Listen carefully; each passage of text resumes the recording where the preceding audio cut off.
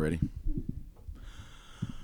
All right, good to be back in Timmins, and good to play a lot of guys. I think 9 guys played at least 13 minutes, and it looks like we didn't play anybody over 27 minutes. So, just with the 3 games in 4 days and coming off the MTE event, I thought it was important just to, make sure we get a lot of guys out there, see a lot of different combinations, and, thought we got off to a little bit of a slow start, but got it rectified and started playing really well, and probably took that up to halftime.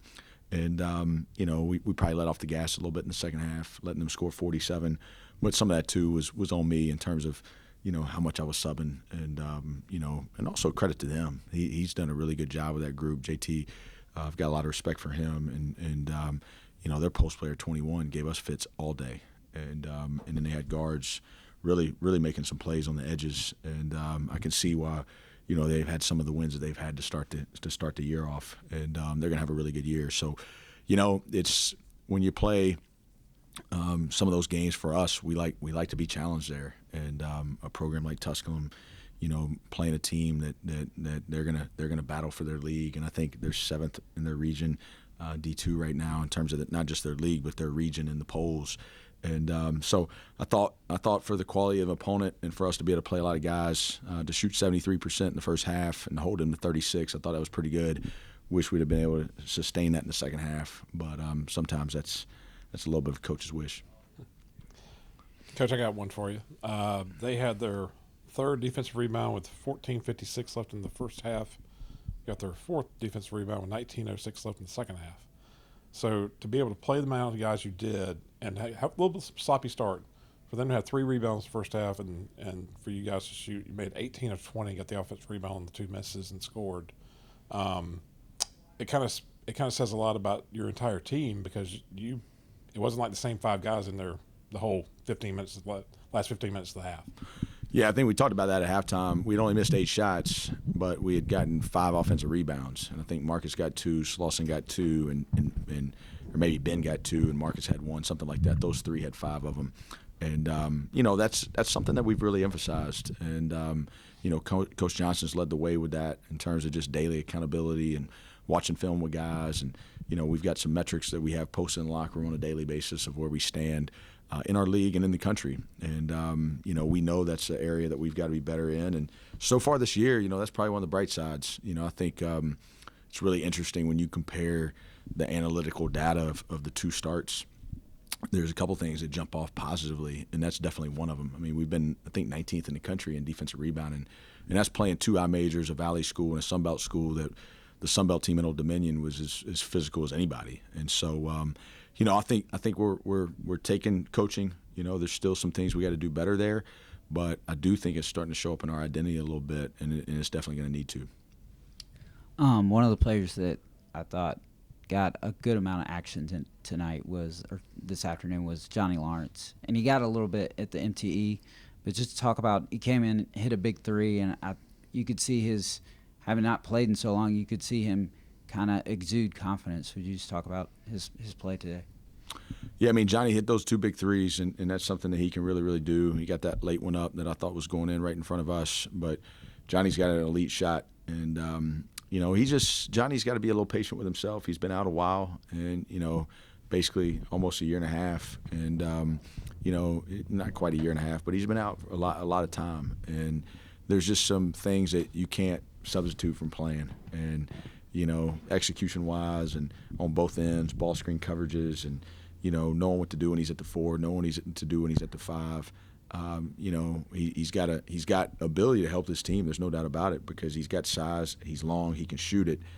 I think once he settles in and has a little bit more of cognitive understanding of what we're doing on both ends, then he'll be able to compete for more minutes. But Johnny's been around here for a while.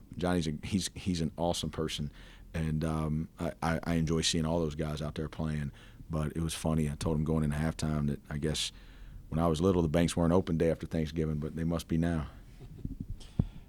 Coach, early on it was a little sloppy, and obviously it was a team effort today, but I thought when Marcus Foster went in, the sloppy play stopped, and y'all really got rolling. Can you talk about what he did today?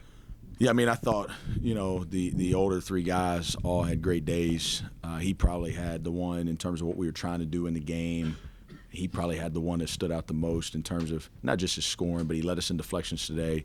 And he took the only called charge. And, I thought that we had some other guys take some opportunities to make charges, but he had the one that was called. And, I thought he played the game the right way. So, Marcus, it's one of those deals where I keep telling him how good he can be, and how much better he can be.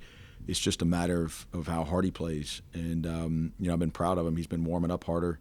It's something that we're able to track with technology now, just how much they're, as we say, turning the motor on, being ready to play. And, I don't know. It's something. Mark and I have a great relationship. And, we're kind of talking this thing through in terms of he's obviously a starter for us, and he's going to play starter minutes. Does it help him to kind of see the first couple minutes from the bench? I don't know. But we decided to stick with it today and then start him after halftime, just like we did in the South Carolina game. And we'll watch practice. He and I will have a good conversation. But the neat thing about it is he has responded. And, the challenge is for all of us in basketball or in life, right, can we maintain the sense of urgency when things come back to normal and come back to an element of comfortability? If he can continue to play with this level of urgency and concentration and focus, he can be as good as he wants to be. You turn around now and on Tuesday take on a really good Appalachian State team, a team that I watched play East Tennessee the other night, and just talk about the challenges of that and going up to Boone and playing a well-coached Mountaineers team. Yeah, it's what for us, we enjoy playing the high-level mid-major games, and this will be no different. I've got a lot of respect for Dustin, and he's a great coach. They've got a great program. I watched him play the other night versus ETSU as well. We all know how hard it is to go into Johnson City and get a win. And, they got the win versus Southeast Louisiana, who beat Wyoming. And, so he's done a great job wherever he's been. They've won, and he'll have his team ready to play, and we got to go on the road. So, we got to enjoy a nice day off tomorrow, which I think we need, playing 4 games in 8 days. And but then we got to get right back to it on Sunday, Monday, and make sure we have a really, really good prep, and then go up there and play. Coach, I just want to ask you any kind of update on the Garrett Heen. Yeah, Garrett's a day-to-day situation. It kind of something that we felt like wasn't a major situation when it happened in practice. Has lingered a little bit, and we evaluated him. Justin, our trainer, evaluated him this morning, thought there might be a chance he could play, but didn't know, was leaning towards not, and ended up holding him. So I think it's a day-to-day situation. I can't tell you exactly when, but I would anticipate that he'll be back out there, sooner rather than later. Proud of Slaw tonight, double-double. Obviously he sometimes in those games he had 22 points, 10 rebounds and 5 assists. That was good to see. And then Mike gets 18 points and 5 assists. Those two players, as much attention as they get, right now they're both at a 27% assist rate.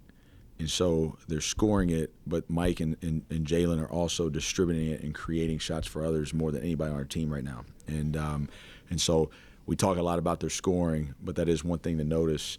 When you look at assist rate, for both of them to be 27 plus is incredible. So they had another 10 assists today combined. So that was really good to see. And look, last thing I'll say is Boone's a little bit of a drive, but not too much of a drive. It was nice in Charleston to have a lot of purple and to have the fan base support us. And that's going to be a high level game on Tuesday night. And would love to see as many Furman people up there in support as possible. Last thing, good luck tomorrow to the football team. Big game, playoff game, and look forward to getting out there and beating Elon. So we'll be supporting them, and that'd be fun to host a playoff game here at Furman tomorrow. So everybody, happy Thanksgiving, and see y'all hopefully on Tuesday.